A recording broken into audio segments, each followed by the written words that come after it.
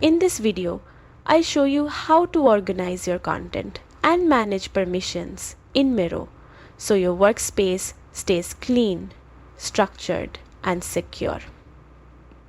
Miro is built to help teams collaborate creatively, but to make the most of it, you need to know how everything fits together. At the top level, you have teams, the main collaboration hub.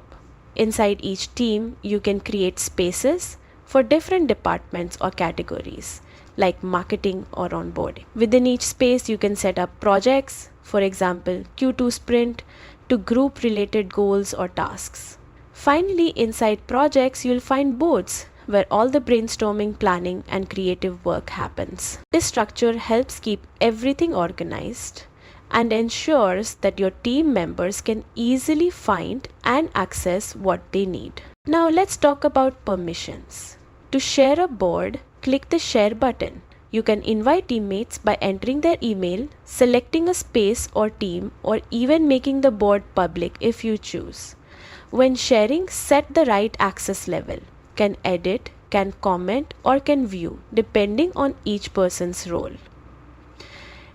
Remember, permissions are inherited from team and space levels by default, but you can always adjust them at the board level for extra control.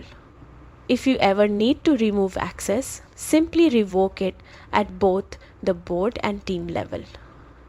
A quick tip: instead of giving everyone team-wide access, add individuals to specific boards. It keeps things more secure and gives you better control over who sees what. And that's it. With these simple steps, you'll have a perfectly organized workspace and fully managed permissions, helping your team collaborate smarter, not harder. If you found this helpful, don't forget to like, subscribe, and share it with your team.